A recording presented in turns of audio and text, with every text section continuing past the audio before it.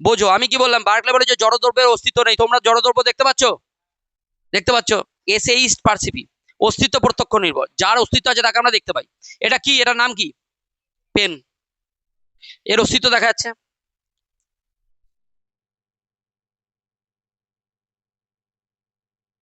এটা কি পেন বলবো এটাকে আমরা? এটাকে পেন বলবো? এটাকে পেন বলবো?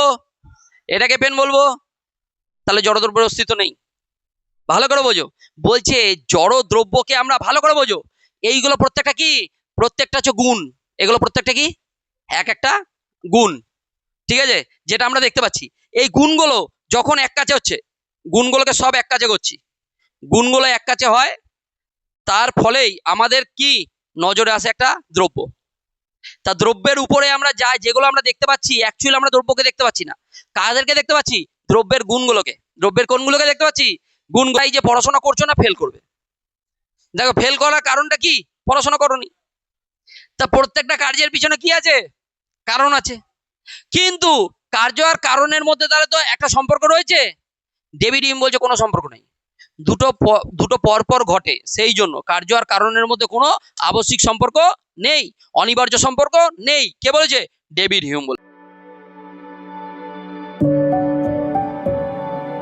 গেছে। জ্ঞানের উৎস সমূহ আমাদের চলছে কি, ভারতীয় দর্শনের 7টা অধ্যায় কমপ্লিট হয়ে গেছে।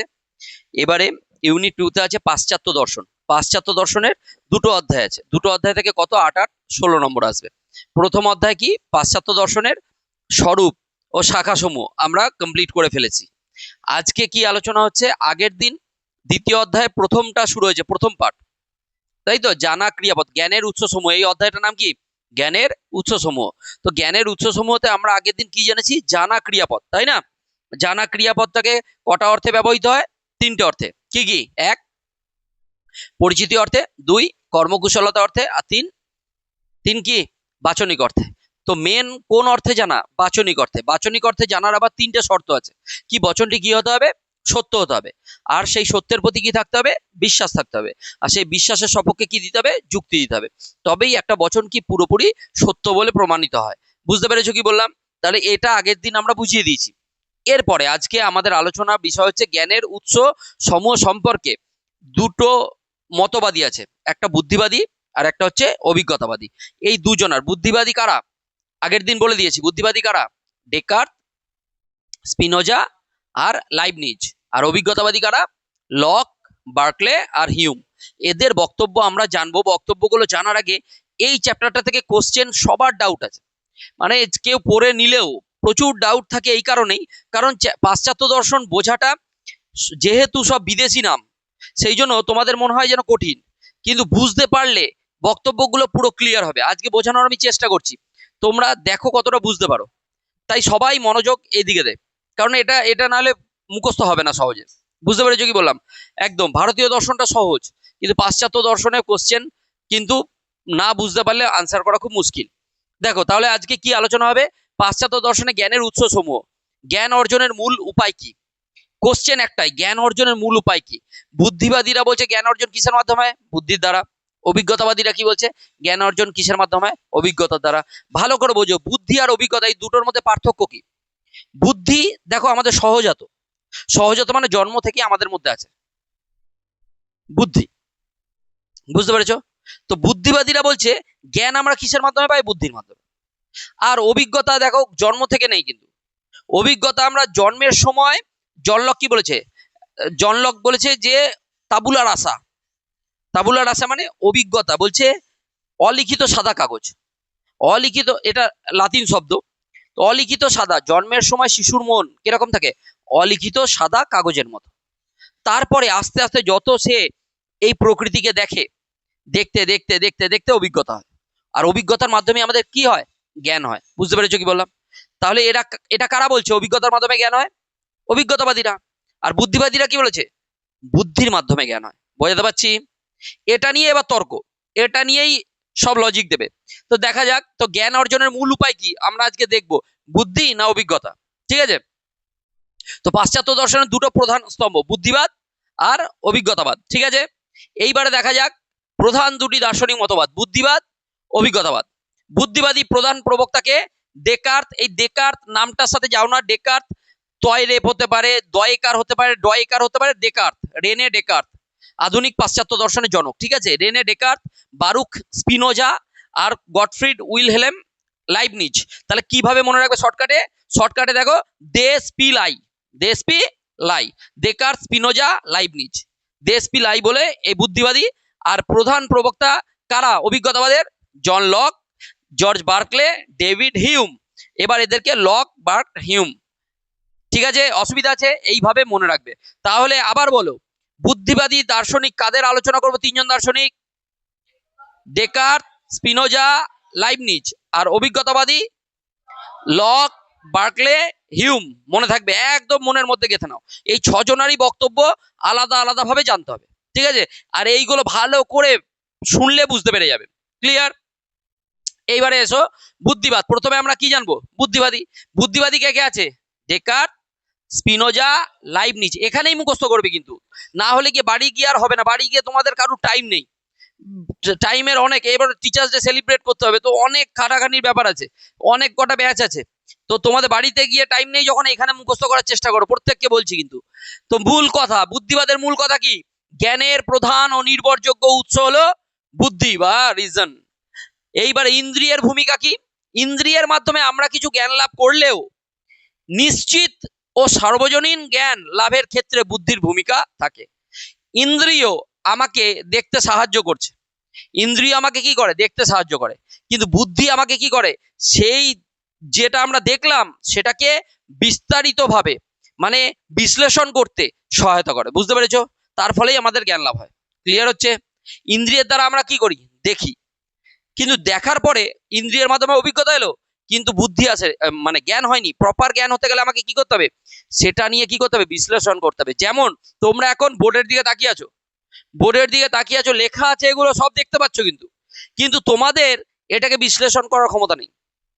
বিশ্লেষণ করার কার ক্ষমতা হবে? যার বুদ্ধি বেশি, সে সহজে আমি বলবো বিশ্লেষণ করে নিতে পারবে। তাহলে এটাই বলছে। তো বুদ্ধি, ইন্দ্রিয়ের মাধ্যমে আমরা কি, ইন্দ্রিয়ের মাধ্যমে কি করি? আমরা কিছু জ্ঞান লাভ করি, কিন্তু নিশ্চিতভাবে ও সর্বজনীন জ্ঞান লাভের ক্ষেত্রে বুদ্ধির ভূমিকাই প্রধান। এটা কারা বলছে? বুদ্ধিবাদীরা। বুঝতে পেরেছো কি বললাম? এবারে প্রধান বুদ্ধিবাদী দার্শনিককে রেনে ডেকার্ত, বারুক স্পিনোজা আর গটফ্রিড উইলহেলেম লাইবনিজ। ওকে, এবারে দেখা যাক প্রথমে কাকে পড়বো? রেনে ডেকার্তকে। কাকে পড়বো? Rene Descartes.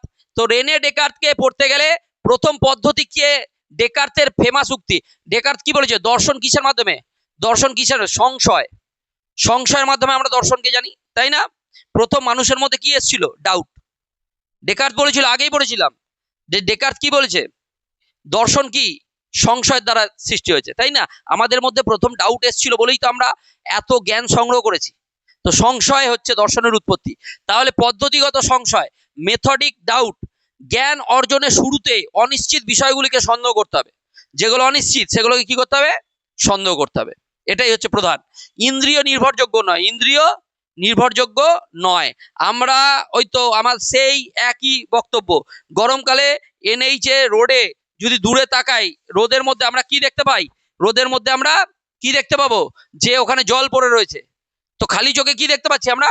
যে ওটা জল, কিন্তু অ্যাকচুয়ালি কি জল? ওটা মরিচিকা। তো ওইটা কি করে জানবে যে ওটা জল নয়, ওটা মরিচিকা? সেটা কিসের মাধ্যমে জানবো আমরা? বুদ্ধির দ্বারা। বুঝতে পেরেছো কি বললাম? অসুবিধা আছে? ইন্দ্রিয়ের উপর নির্ভর করা, তাই ইন্দ্রিয় ভুল জ্ঞান দেয়।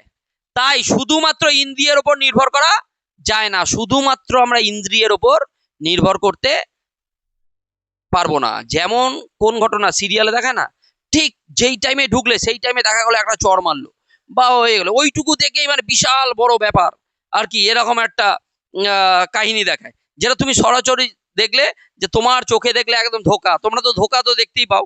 তো ওটা ইন্দ্রিয়ের মাধ্যমে তুমি দেখতে পাচ্ছ যে ঘটনাটা, সেটা কিন্তু তার আগের আর পরের ঘটনা দেখোনি। তুমি ওইটুকু দেখেই ব্যাস, তুমি তো একদম মনে করলে, সিরিয়ালে দেখায় না, তো ব্যক্তিগত লাইফে এরকম ঘটে। আমরা কিছুটা আংশিক দেখি আর সেটাকে সত্য বলে মনে মনে করিনি। বুঝতে পেরেছো কি বললাম? তো নিশ্চিত জ্ঞানের সন্ধান, সবকিছু সন্দেহ করার পর তিনি এমন সত্য পান যা সন্দেহ করা যায় না। চিন্তাশীল সত্তা হিসাবে আমার অস্তিত্ব। ওকে, সহজাত ধারণা মানে মানুষের মধ্যেই থাকে জন্ম থেকে। মানুষের মনে কিছু ধারণা জন্মগত, যেমন কিসের ধারণা? ঈশ্বর, আত্মা, পূর্ণতা, এগুলি অভিজ্ঞতা থেকে আসে না। এইবারে আমাদের ডেকার্তের ফেমাস উক্তি কোজিটো এরগো সাম। কোজিটো এরগো সাম, কি কথা বলছেন, কি ভাষায় আমাদের কি বলছেন বুঝতে পারছি না। ঠিক আছে, কোজিটো এরগো সাম হচ্ছে লাতিন ভাষা। এটার মানে হচ্ছে আমি চিন্তা করি অতএব আমি আছি। আমি চিন্তা করি, দেখো বিখ্যাত উক্তি কোজিটো এরগো সাম, আমি চিন্তা করি অতএব আমি আছি। মানে আমরা কোনো কিছু একটা দেখলাম, যেটাই দেখলাম সেটা নিয়ে আমরা কি করি? চিন্তা করি। যদি চিন্তা করতে পারি তাহলে সেই সম্পর্কে আমার কি হবে? প্রত্যক্ষ মানে একদম নলেজ আসবে, জ্ঞান আসবে, সেই বিষয়টা সম্পর্কে প্রপার নলেজ আসবে। বুঝতে পেরেছো কি বললাম? তাহলে সেটা কিসের মাধ্যমে হবে? বুদ্ধির দ্বারা। তাই ও বলছে আমি চিন্তা করি মানে আমি আছি। যেদিন চিন্তা করতে পারবো না সেদিন টপকে যাব। বুঝতে পেরেছো কথাটা কি বললাম? তো যাই হোক, তা ডেকার্তের কি, ডেকার্তের তাহলে আমরা কি জানলাম? দেখো, পদ্ধতিগত সংশয় প্লাস কি সহজাত, আচ্ছা কোজিটো মানে আমি চিন্তা করি, কোজিটো মানে কি আমি চিন্তা করি, প্লাস কি সহজাত ধারণা। তাই আমাদের মধ্যে আগে থাকতেই কিসের ধারণা আছে? ঈশ্বর, আত্মা, এগুলো ধারণা আমাদের মধ্যে আছে, কারণ সহজাত ধারণা আমাদের মধ্যে কিছু রয়েছে। তার দ্বারাই আমরা কি করি? এ দেখো এবারে বইগুলো কিছু বুকস আসতে পারে, ডিসকোর্সেস অন দ্য মেথড আর মেডিটেশন অন ফার্স্ট ফিলোসফি। এইটা বিখ্যাত, এই বইটা মনে রাখবে, meditation on the first philosophy, meditation on first philosophy আর প্রিন্সিপাল অফ ফিলোসফি। এইগুলো কার বই? ডেকার্তের। এক কাছে করে দিয়েছি যাতে তোমাদের পড়তে সুবিধা হয়। শুধু মাল্টিপল চয়েস কোশ্চেন করে কিন্তু পারা যাবে না, অনেক কটা মাল্টিপল চয়েস, এই এই শুধুমাত্র এই স্লাইডটা থেকে অনেক কটা মাল্টিপল চয়েস কোশ্চেন আসবে। কিন্তু তোমরা যদি একসাথে এগুলো মুখস্থ করে নাও, এক কাছে থাকলে মুখস্থ হবে, ডেকার্তের বই এগুলো, স্পিনোজার বই এগুলো, আচ্ছা লাইবনিজের বই এগুলো, তাহলে মনে রাখতে সুবিধা হবে। বুঝতে পেরেছো কি বললাম? এইবারে বিখ্যাত উক্তি কি বলেছি? কোজিটো এরগো সাম, আমি চিন্তা করি অতএব আমি আছি। কার উক্তি? এই বিখ্যাত উক্তিগুলোই কিন্তু ফেমাস, এগুলোই দেবে। বুঝতে পেরেছো কি বললাম? তা ডেকার্ত নিয়ে অসুবিধা আছে, ডাউট আছে? ডেকার্ত কি? বুদ্ধিবাদী দার্শনিক, তাই তো? তাহলে ডেকার্ত কি? বুদ্ধিবাদী দার্শনিক। আর ডেকার্তের পদ্ধতি কি? সংশয়, ডাউট থাকতে হবে। ঠিক আছে, অসুবিধা আছে? এরপরে এসো স্পিনোজা। স্পিনোজা কি বলেছে? বুদ্ধি জ্ঞানের উৎস, বুদ্ধি জ্ঞানের উৎস। ইন্দ্রিয়লব্ধ জ্ঞান অসম্পূর্ণ হতে পারে, ইন্দ্রিয়লব্ধ জ্ঞান কি হতে পারে? অসম্পূর্ণ হতে পারে। তাই বুদ্ধির সাহায্যে জ্ঞান যাচাই করতে হয়। বুদ্ধির সাহায্যে কি করবো? আমরা যাচাই করবো। ওটা কি রাস্তায় কি সত্যি জল আছে?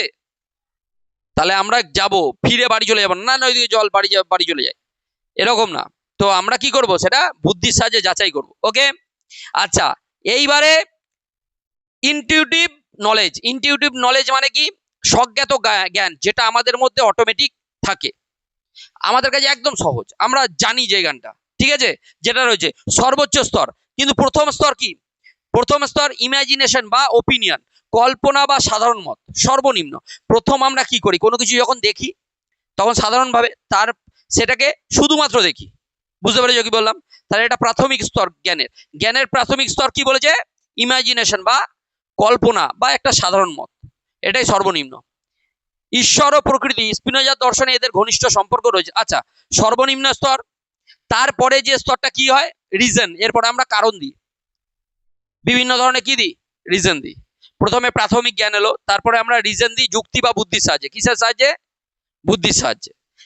সাধারণ ও প্রয়োজনীয় সম্পর্ক বোঝা যায়। আচ্ছা, ইমাজিনেশন বা ওপিনিয়ন, এই ক্ষেত্রে কিন্তু বুদ্ধির প্রয়োজন হয় না, এটা প্রাথমিক। তারপরেই কিন্তু আমাদের কিসের? আমরা ওখানে রিজন খুঁজতে থাকি, কারণ। যখনই কারণ খুঁজি তখন আমাদের কিসের প্রয়োজন হয়? বুদ্ধির। এইবারে আমরা সেই জ্ঞানটাকে প্রপারলি জেনে নিলাম, যখনই জানলাম সেটাই হচ্ছে স্বজ্ঞাত জ্ঞান, আমাদের ওই জ্ঞানটা পুরোপুরি মনে থেকে যাবে। তো এটাই হচ্ছে সর্বোচ্চ স্তর বা প্রকৃত স্বরূপ বা সামগ্রিক সম্পর্ক উপলব্ধি। আচ্ছা, তাহলে স্পিনোজা সূত্র মনে রাখতে গেলে কি মনে রাখতে হবে? রিজন প্লাস ইনটিউশন আর তিন প্রকার জ্ঞান, ঈশ্বর ও প্রকৃতি। কিন্তু এর ফেমাস উক্তি হচ্ছে ঈশ্বর অথবা প্রকৃতি। বিখ্যাত উক্তি দিউস সিভে, দিউস সিভে, ঠিক আছে, না নাতুরা, কি নাতুরা, এটা হচ্ছে কি? এইটা কি ভাষা? লাতিন ভাষা। দিউস সিভে, অ্যাকচুয়ালি সিভে বলে, সিভে, ঠিক আছে, দিউ সিভে নাতুরা, এর মানেটা কি? ঈশ্বর অথবা প্রকৃতি। এবার ঈশ্বর, এটাই এটাই ফেমাস উক্তি তোদের। এরপরে যখন এইচএসে উঠবি, তখন দ্রব্য যখন পড়বি, তখন স্পিনোজার বক্তব্য শুনে রাখ। দ্রব্য সমান ঈশ্বর সমান প্রকৃতি, দ্রব্য সমান ঈশ্বর সমান প্রকৃতি। জিনিসটা কি?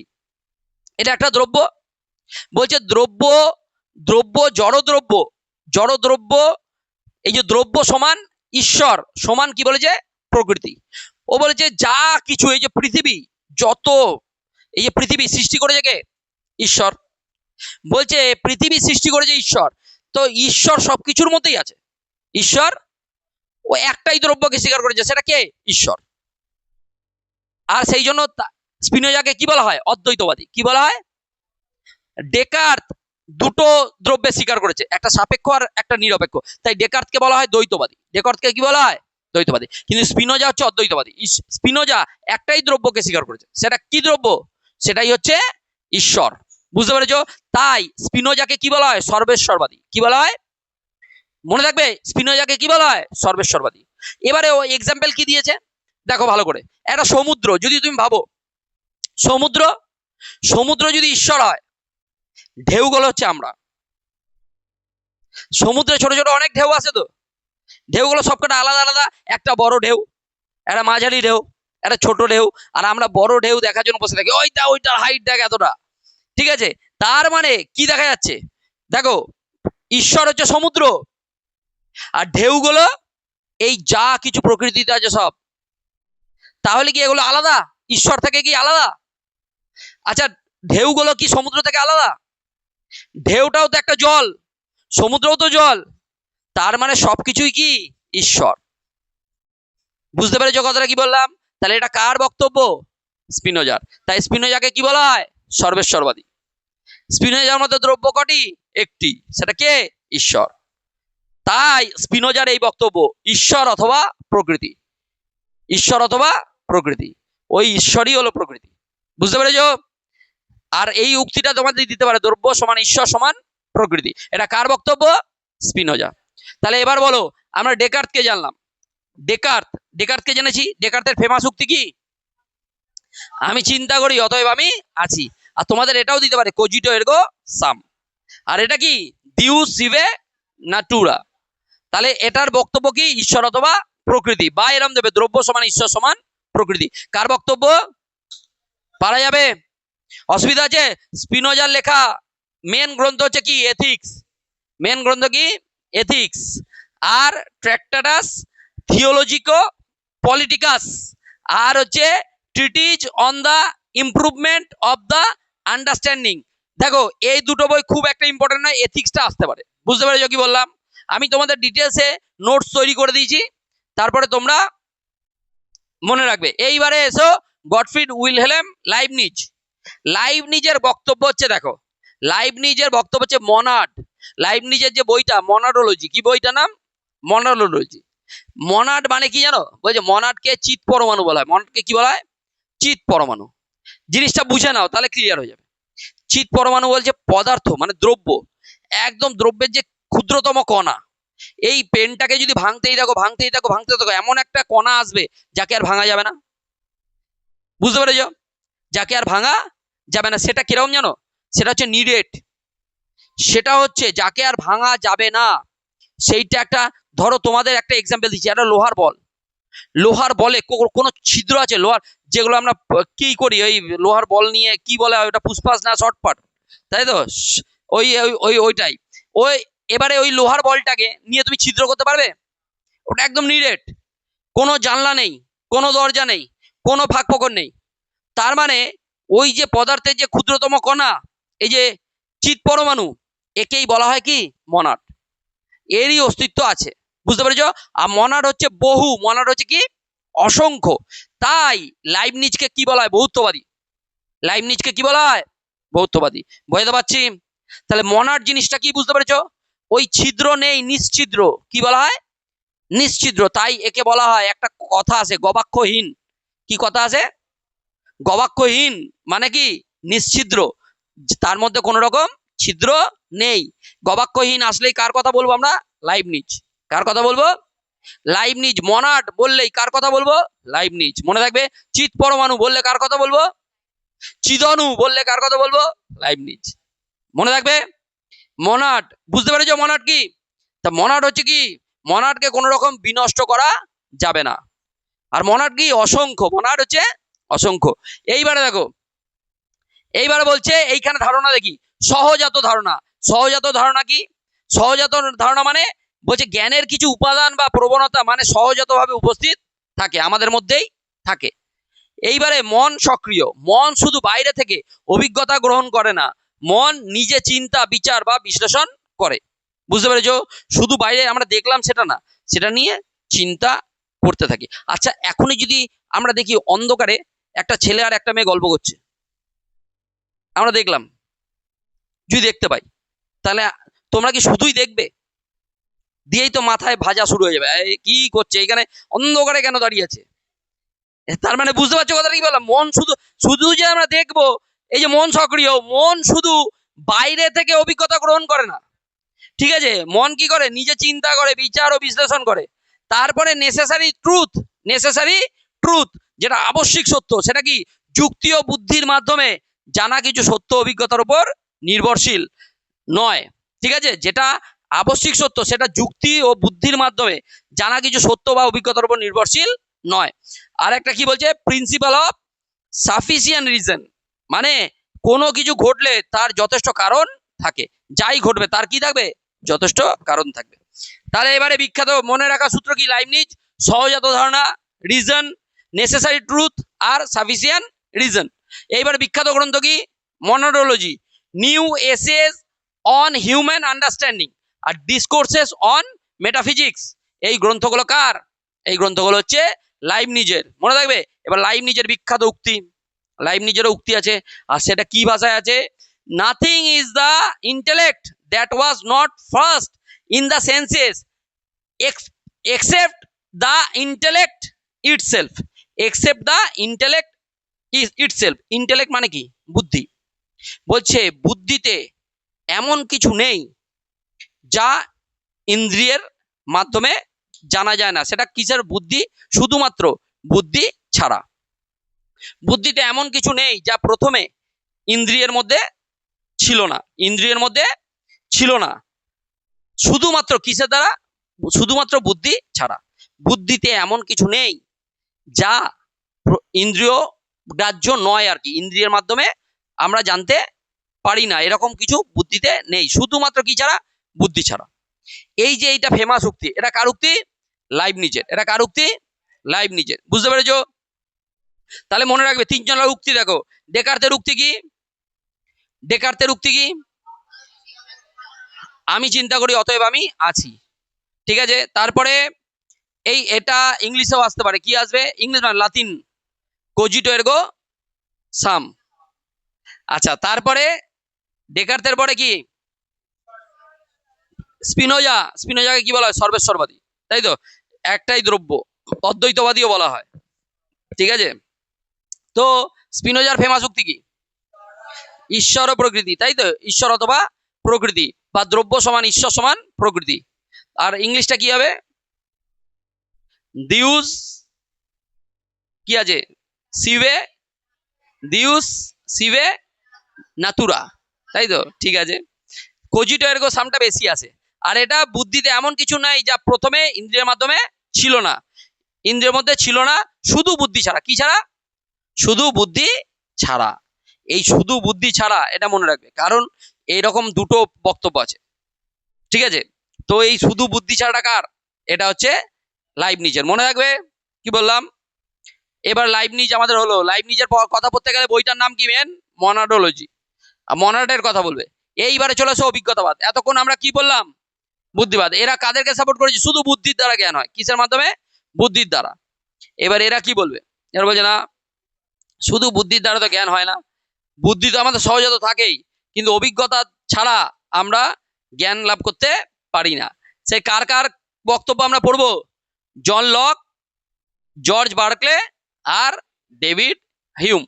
তাহলে এবার আসি মূল কথা। মানুষের জ্ঞানের প্রধান উৎস হলো ইন্দ্রিয় অনুভূতি ও অভিজ্ঞতা। ইন্দ্রিয় অনুভূতি ও অভিজ্ঞতা। তাহলে মনের অবস্থা, মন জন্মের সময় কোনো নির্দিষ্ট জ্ঞান নিয়ে আসে না। জন্মের সময় আমাদের কোনো জ্ঞান আসে? এবার আস্তে আস্তে আমাদের মধ্যে কি হয়, আমাদের মধ্যে আমরা দেখি চারিপাশের অবস্থা, কি দেখি, দেখতে থাকি, আর দেখার ফলে আমাদের মধ্যে কিসের সঞ্চার হয়, জ্ঞানের সঞ্চয় হয়। তাহলে জ্ঞানটা আমরা কিসের মাধ্যমে পাই, অভিজ্ঞতার দ্বারা। কিসের মাধ্যমে পাই, অভিজ্ঞতার দ্বারা। অসুবিধা আছে? তাহলে প্রধান অভিজ্ঞতাবাদী দার্শনিক কে কে? John Locke, George Berkeley, David Hume. মনে থাকবে তো? আচ্ছা, বুদ্ধিবাদী তাত্ত্বিক তিনজনের নাম কি? বুদ্ধিবাদী ডেকার্ট, স্পিনোজা। যখন এইচএস এর ক্লাস শুরু হবে প্রথমেই তিনজনকে বলবো। প্রথমে আছে দ্রব্য, সাবস্টেন্স। দ্রব্য, দ্রব্য সম্পর্কে কার বক্তব্য বলবো? ডেকার্তের, স্পিনোজার, লাইবনিজের। বুঝতে পেরেছো? তাই এটা ভুলে গেলে চলবে না, এটাকে ভালো করে পড়ো, কারণ এইচএস এর রেজাল্টটা তো দরকার। তো এইচএস এ প্রথম থেকে চেনাই মনে হবে, আর না হলে যদি এখন না পড়িস, এইচএস এ মনে হবে প্রথম কোথায় ফেলে দিল আমাকে, বুঝতেই পারছি না কিছু, টাফ হয়ে গেল। তাই এখন চেনা মনে হলে বলবে হ্যাঁ এটা তো আগে পড়েছি। তাহলে কাকে কাকে পড়বো? বুদ্ধিবাদী কে কে? Descartes, Spinoza, Leibniz. আর অভিজ্ঞতাবাদী কে? Locke, Berkeley, Hume. অসুবিধা আছে? এইবার দেখা যাক জন লক কি বলেছে। জন লক কি বলেছে? জন লকের ফেমাস উক্তি তাবুলা রাসা। কি ফেমাস উক্তি? তাবুলা রাসা। এই যে তাবুলা রাসা, তাবুলা রাসা এটা। এইবার দেখো তাবুলা রাসা মানে কি? জন্মের সময় মানুষের মন ব্ল্যাঙ্ক স্টেট বা খালি পাতা বা সাদা কাগজের মতো। কিসের মতো থাকে? জন্মের সময় শিশুর মন সাদা কাগজ, অলিখিত সাদা কাগজের মতো থাকে। তারপরেই সব লেখা শুরু হয়। যেমন আমি এক্সাম্পল কি দিয়েছিলাম, আগের দিনও বলেছিলাম যে শিশু যখন তুই একটা বাচ্চা ছেলেকে পেলি, পাশের বাড়ি বাচ্চা ছেলে নিয়ে এলি, আর ছেলেরা যেটা করিস ন্যাচারালি, যেটা উল্টো পাল্টা ওয়ার্ড শিখিয়ে দিস। ঠিক আছে, এইবার ও যে ঘরে যে উল্টো পাল্টা ওয়ার্ড বলছে, এবার উল্টো পাল্টা কোথা থেকে শিখলো? এই যে এইগুলো, এই ছেলেদের এই সব কাজ। যাই হোক, তো সাধারণত তো এইরকম একটা ব্যাপার থাকে, যা শেখাবি ওদের তাই বলবে। ঘরে ঝামেলা হচ্ছে, ঘরে যদি বেশি ল্যাঙ্গুয়েজ বাজে ইউজ করা হয়, তাহলে বাচ্চারা সেটাই শিখবে। বুঝতে পেরেছো কথাটা কি বললাম? তো কিছু বলার নেই। তো যাই হোক, তারপরে কি বলছে? সহজাত ধারণার বিরোধিতা।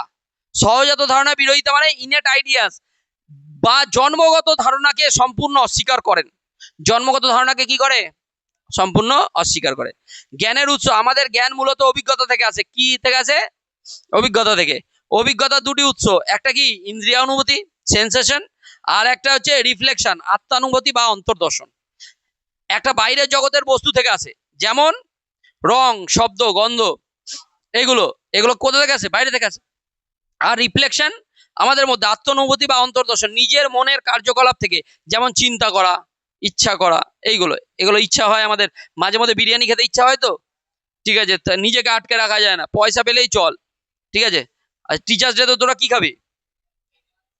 এগ রোল, চাউমিন, মোগলাই, তিনটে অপশন দিলাম, তিনটের মধ্যে খেতে হবে।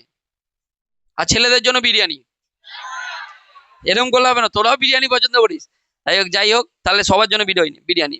আচ্ছা, তাহলে লকের বিখ্যাত গ্রন্থ an essay concerning human understanding. An essay concerning human understanding. মনে থাকবে? বুঝতে পেরেছো কি বললাম? তাহলে লক কি? অভিজ্ঞতাবাদী। লক আবার তোদের কোশ্চেন আসতে পারে, যদিও এইগুলো দ্রব্যের ব্যাপার। লক দুটো গুণের কথা বলেছে, মুখ্য গুণ আর গৌণ গুণ। কটা গুণের কথা বলেছে? মুখ্য গুণ আর গৌণ গুণ। এই দুটোর মধ্যে কি করেছে? পার্থক্য করেছে। দুটোর মধ্যে কি করেছে? পার্থক্য করেছে। লকের কথা আসলে বলে দেবে। ঠিক আছে, দেখো ইন্দ্রিয়ের মধ্যে আগে যা ছিল না তা বুদ্ধির মধ্যেও নেই। আর এইটাও লাতিন ভাষা, উচ্চারণ করতে নিহিল ইস্ট, নিহিল ইস্ট ইন ইন্টেলেক্টু কোদ নন প্রিউস ফুয়েরিত ইন সেন্সু। এটা হচ্ছে ফুয়েরিত ইন সেন্সু। এটা কি ভাষা? লাতিন ভাষা। ঠিক আছে, লাতিন ভাষা। এটা আসবে না যদিও। এটার মানে কি? ইন্দ্রিয়ের মধ্যে আগে যা ছিল না তা বুদ্ধির মধ্যেও নেই। কারণ এরকম এক্সাম্পল দিচ্ছে। এবার তাহলে এই উক্তিটার এক্সাম্পল কি? বলছে ইন্দ্রিয়ের মধ্যে যা ছিল না তা বুদ্ধির মধ্যেও নেই। কিরকম ব্যাপারটা বোঝাতে চাইছে। লক বলছে যে ধরো একটা অন্ধকে যদি জিজ্ঞাসা করা হয় কালার সম্পর্কে, বলতে পারবে? বুঝতে পারছো কি বললাম? আচ্ছা, তোমরা অন্ধর কথা বাদ দাও, তোমরা তোমরা তোমাদেরকে তোমরা কোনোদিনও আম খাওইনি, ধরো আম খাওইনি ছোটবেলায়, আম খাওনি, আম দেখিয়ে বললো এটার স্বাদ কিরকম হবে, ব্যাপারটা ভাবো। বলছে যেটা আমরা ইন্দ্রিয়ের মাধ্যমে, কি বলছে, ইন্দ্রিয়ের মধ্যে আগে যা ছিল না তা বুদ্ধির মধ্যেও নেই। আমরা দেখো, আমরা ইন্দ্রিয় কোনটা, পঞ্চ ইন্দ্রিয়, পঞ্চ ইন্দ্রিয় মানে কি, চক্ষু কর্ণ নাসিকা জিহ্বা।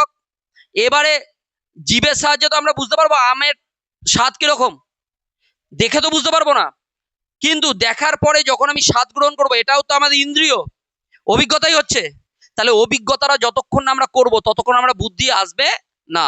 বলছে অন্ধ যদি চোখে নাই দেখতে পেলো, তার কালার কি করে বুঝবে, তা কালারের বুদ্ধি কখনো আসবে না, যে এত আলাদা আলাদা কালার আছে, এই বুদ্ধি কি জন্মাবে, জন্মাবে না। তাই এই উক্তিটা কি বলছে, ইন্দ্রিয়ের মধ্যে আগে যা ছিল না তা বুদ্ধির মধ্যেও নেই। মানে আমরা আগে ইন্দ্রিয়ের মধ্যে দেখি, তার ফলেই আমাদের কি হয় সেটা বুদ্ধির সাহায্যে বিশ্লেষণ করতে পারি। বুঝতে পারলাম? তাহলে একে বোঝা যাচ্ছে তো অভিজ্ঞতাবাদী তাত্ত্বিক, কথাটা ঠিক, অভিজ্ঞতাবাদী তাত্ত্বিক বোঝা যাচ্ছে তো, বোঝাতে পারলাম? আচ্ছা, এরপরে চলে এসো বার্কলে। বার্কলে কি বলেছে, বার্কলে বলেছে এসে ইস্ট পার্সিপি, এসে ইস্ট পার্সিপি, এসে ইস্ট পার্সিপি, বলছে অস্তিত্ব প্রত্যক্ষ নির্ভর। বার্কলের উক্তি কি, অস্তিত্ব প্রত্যক্ষ নির্ভর। একটা এক্সাম্পল দিই, দেখো বলছে জড়দ্রব্য, জড়দ্রব্যের অস্তিত্ব নেই, বার্কলে অস্বীকার করে। এই যে এটা দ্রব্য তো, এটা দেখতে পাচ্ছ তো তোমরা, কিন্তু বার্কলে বলছে না, জড়দ্রব্যের অস্তিত্ব নেই। ওই এত বড় কথা বলে দিল, এটা দেখতে পাচ্ছি স্যার, তোমরা দেখতে পাচ্ছ তো। এবার আমি ওই বার্কলের কথা বলবো, তোমরা বলে হ্যাঁ ঠিকই বলেছো বার্কলে, ভালো করে বোঝো, কত মানে চিন্তা ভাবনাটা বোঝো। দেখো এ কথা বলো না কিন্তু, বোঝো আমি কি বললাম। বার্কলে বলে যে জড়দ্রব্যের অস্তিত্ব নেই, তোমরা জড়দ্রব্য দেখতে পাচ্ছ, দেখতে পাচ্ছ। এটা দিয়ে এক্সাম্পল দেবো, এটা দিয়ে তো এক্সাম্পল দেওয়া যাবে না, এটা দিয়ে দিই, পেনটা দিয়ে ভালো হবে। আচ্ছা, জড়দ্রব্যের অস্তিত্ব দেখা যাচ্ছে, জড়দ্রব্য। এইবার বার্কলে বলছে এসেইস্ট পার্সিপি, অস্তিত্ব প্রত্যক্ষ নির্ভর, যার অস্তিত্ব আছে তাকে আমরা দেখতে পাই। এটা কি, এটার নাম কি, পেন, এর অস্তিত্ব দেখা যাচ্ছে।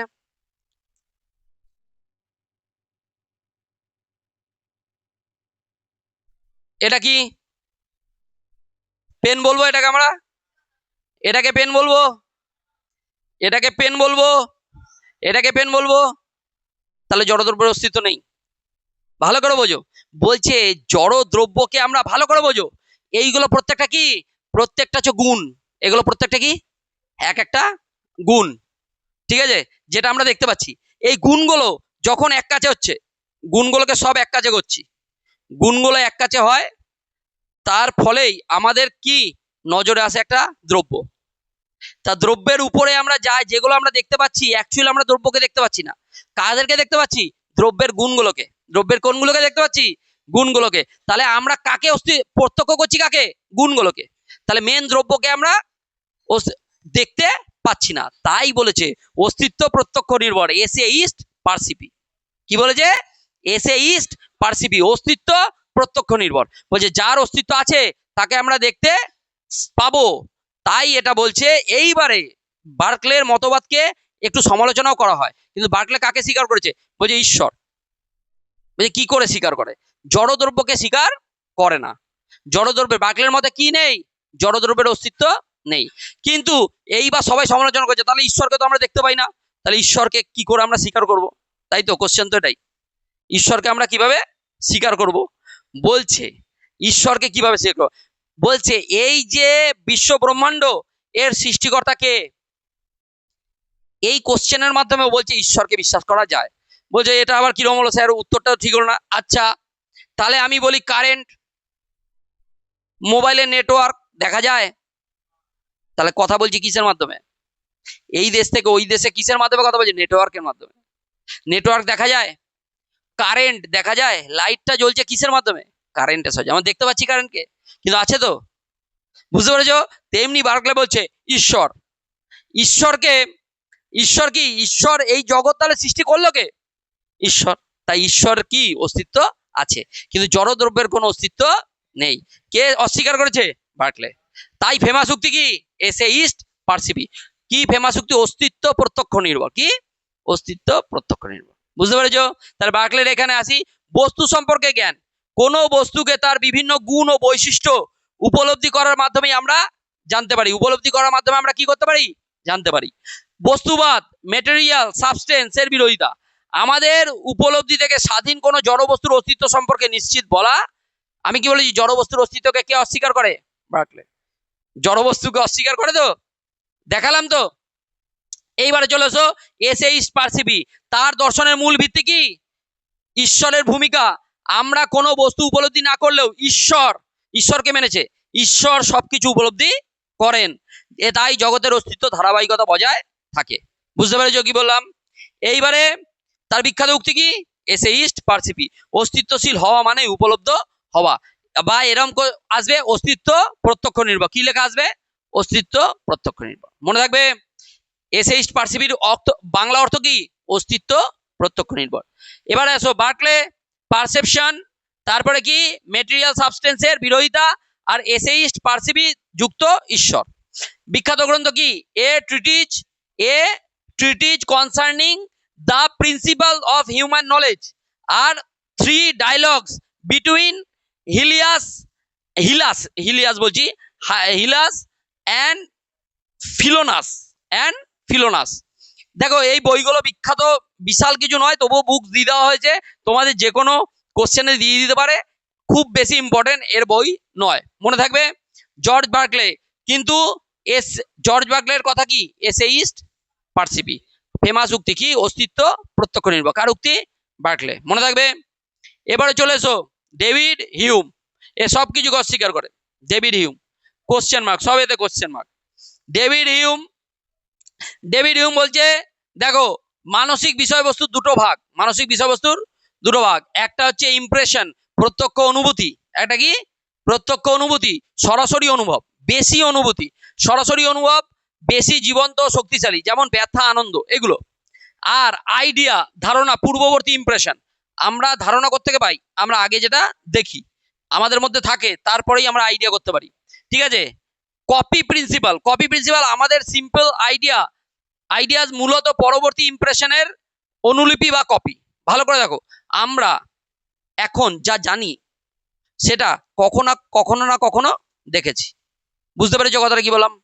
আমরা কোনো আইডিয়া, কোনো কিছু দেখি, যখন আইডিয়া, তার আগে প্রতিচ্ছবি আসে। আচ্ছা, আমি বলছি, কেউ একজন এসে একটা সহজ কথা বললো তোদেরকে, যে কালকে আমি, আচ্ছা, কেউ একজন এসে বলছে যে মেঘ দেখিয়ে, দেখ যা মেঘ করেছে বৃষ্টি হবেই, যা মেঘ করেছে, মেঘ, কালো মেঘ হয়ে গেছে।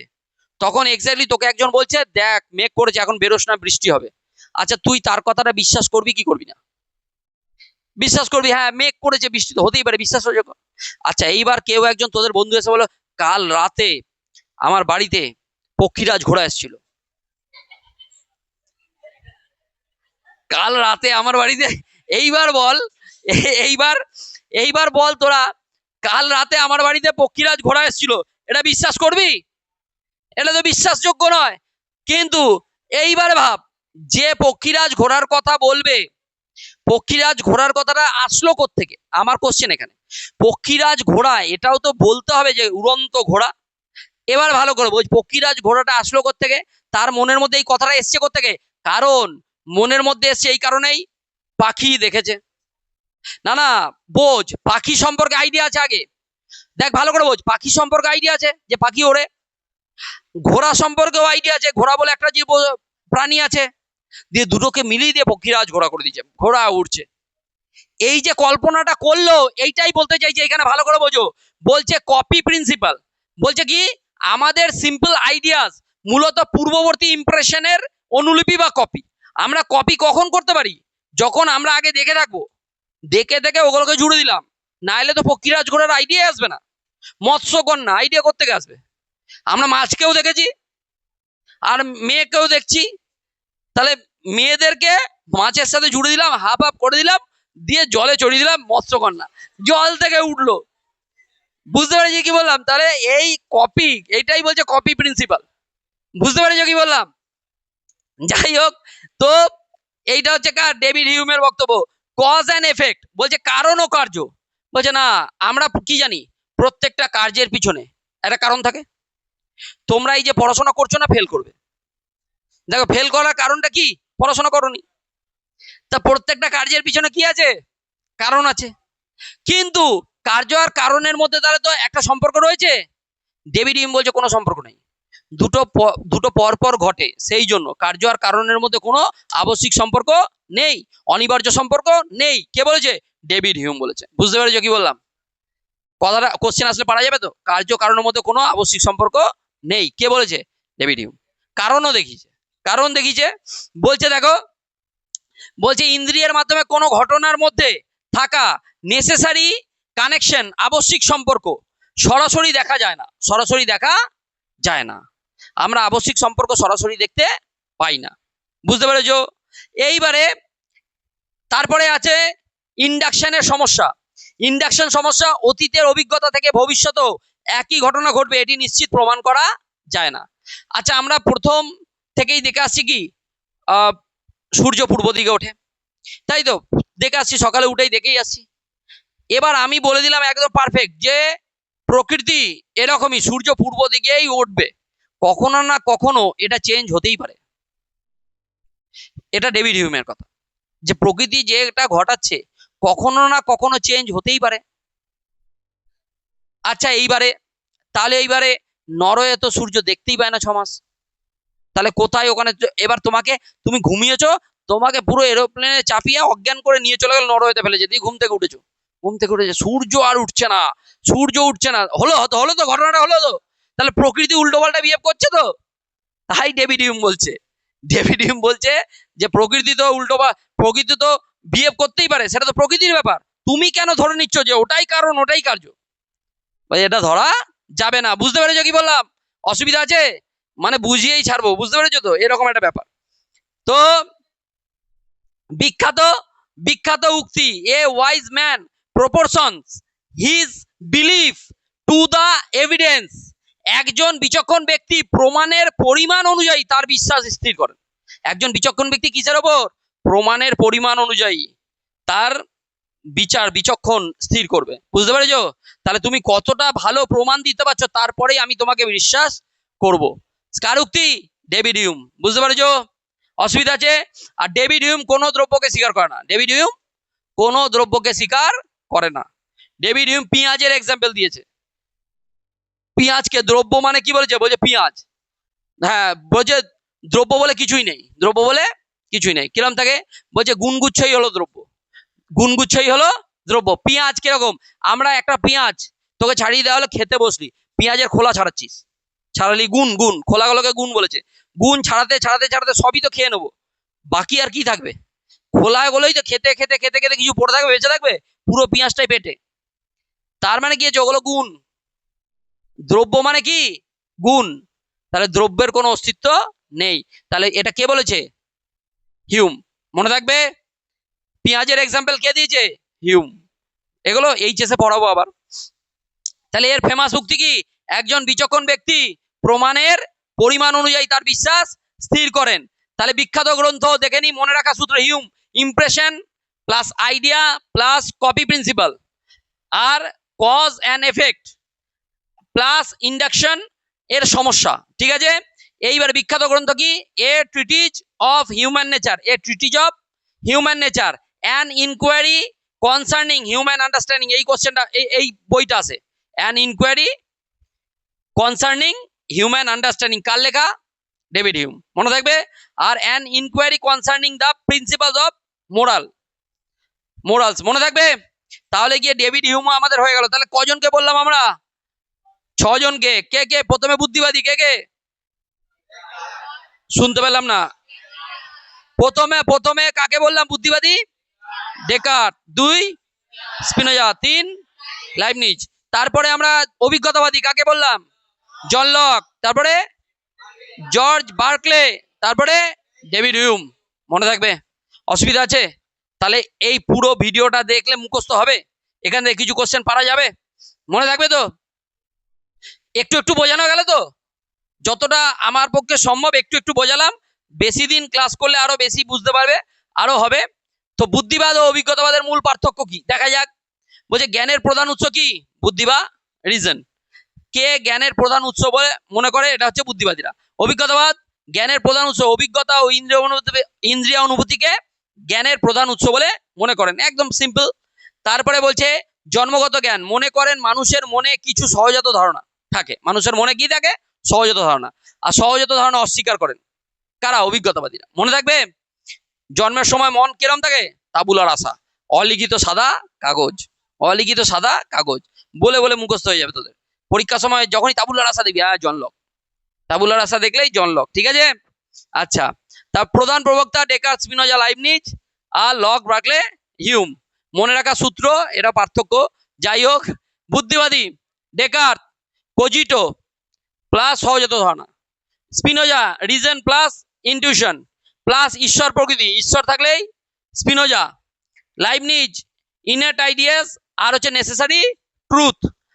আর আচ্ছা, লাইবনিজের আর একটা কি জানবো আমরা? মনাড বা চিৎ পরমাণু, ঠিক আছে। মনাডের কথা মনে রাখবে। অভিজ্ঞতাবাদী কে কে? লক, তাবুলার আশা। লকের কি মনে রাখবো? তাবুলার আশা sensation plus reflection. Berkeley perception plus এসেইস্ট পারসিপি। এসেইস্ট পারসিপির বাংলা কি? যা ভুলে গেলাম। এসেইস্ট পারসিপি, অস্তিত্ব প্রত্যক্ষ নির্ভর। বার্কলে, ওই যে পেনটা খুলে দেখালাম, বার্কলে অস্তিত্ব, জড়দ্রব্যের অস্তিত্ব নেই, এটা কে বলে? Berkeley. Hume impression plus idea, cause and effect. কার্যকারণকে কি করে না? কার্যকারণের মধ্যে কোনো আবশ্যিক সম্বন্ধ নেই, এটা কে বলেছে? হিউম, ঠিক আছে। তারপরে উপসংহার, পাশ্চাত্য দর্শনে জ্ঞান তত্ত্বের ভিত্তি বুঝতে হলে এই দুটি মতবাদই অপরিহার্য। একদিকে বুদ্ধিবাদ, ঠিক আছে, আর আমাদের দেখায় যে যুক্তির অকাট্য শক্তি। অন্যদিকে অভিজ্ঞতাবাদ কি দেখায়? প্রমাণ করে বাস্তব জগতের অভিজ্ঞতার গুরুত্ব। এই দুই চিন্তাধারার দ্বন্দ্ব সমন্বয়ে আধুনিক দর্শনকে সমৃদ্ধ করেছে। এই বলে আজকের ক্লাস আমাদের এখানেই শেষ হলো। এইবার আমরা কোশ্চেন প্র্যাকটিস করব। বুঝতে পেরেছো কি বললাম? সামনে এই এক্সাম, ভালো করে পড়াশোনা মনোযোগ দাও, এই ভিডিওটা বারবার দেখো, মেন কোশ্চেনগুলো এখান থেকে কমন চলে আসবে, ঠিক আছে।